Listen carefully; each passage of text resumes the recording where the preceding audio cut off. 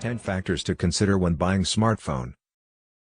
Here are 10 factors to consider. 1. Build excellence. A smartphone's build determines its durability. Metal and plastic construction make up the majority of the phone market. Some even have glass-coated panels, but there are relatively few of such. It is advised to choose a metal or plastic-built smartphone if you are one of those people who drops their smartphones frequently. While glass-based phones are certain to break, they can withstand drops of up to 3 feet. 2. Display. Depending on how you use your smartphone, the display size and quality may change. A smartphone display between the sizes of 5.5 and 6 inches with Full HD or QHD resolution should be adequate for you if you frequently stream videos, edit images or videos, or download and watch movies. Anything bigger than a 6-inch display makes the phone bulkier and more cumbersome to carry around.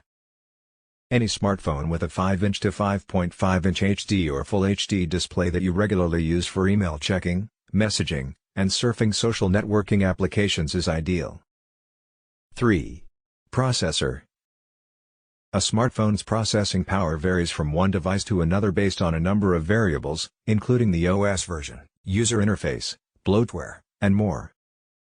Smartphones with Qualcomm Snapdragon 652 or Snapdragon 820/821 should provide seamless multitasking for heavy users that often use applications in split-screen mode, play demanding games, stream films, and edit pictures, videos, and documents online.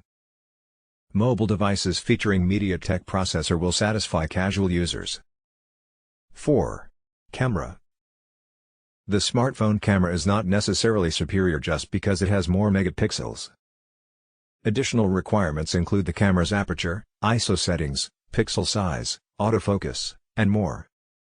There is no guarantee that a 16MP camera is superior to a 12MP one. For the front-facing camera, the same reasoning applies. When a picture has more pixels, it is larger in size and is thus sharper when seen on a tiny screen. An avid photographer may need a camera with a 12 or 16MP sensor and an f/2.0 or smaller aperture for quick photos even in dim lighting. Even an 8MP or 12MP camera with an f/2.0 f/2.2 aperture would suffice for a casual shooter. 5. Battery. Depending on how each user uses the smartphone, the battery life varies from user to user. If you use your smartphone frequently and work on applications, play games, stream films, and more, choose a smartphone with a battery capacity of at least 3,500 mAh or more. A phone with a 3,000 mAh battery should last you a whole day if you are a light or moderate user.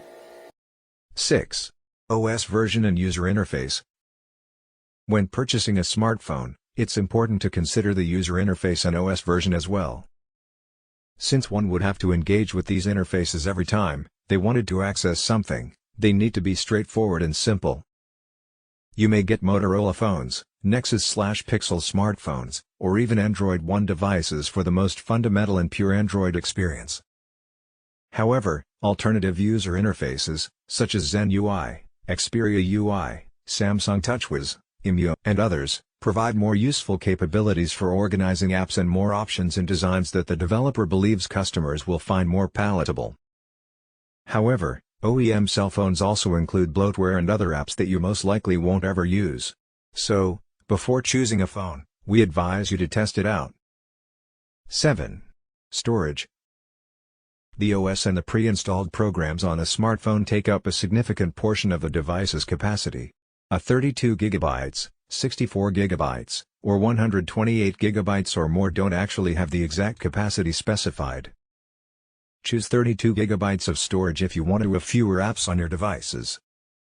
Users who wish to retain more programs can choose the 64 GB or 128 GB storage options.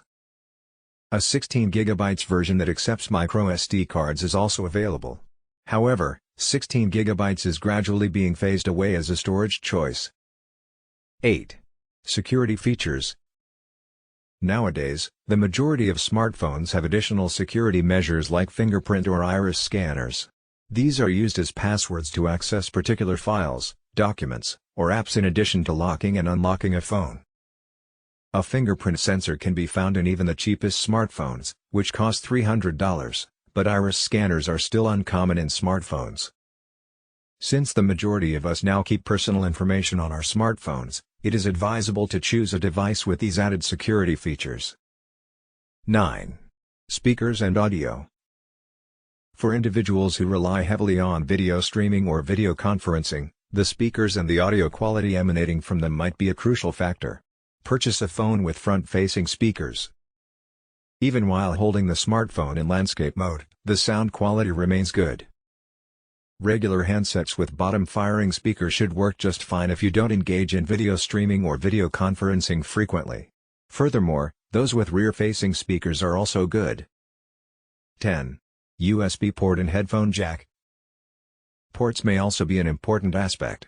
Although modern smartphones come with both micro USB and USB Type-C ports, it is best to convert to USB Type-C since it is not only simpler to plug in but also more dependable in the long run.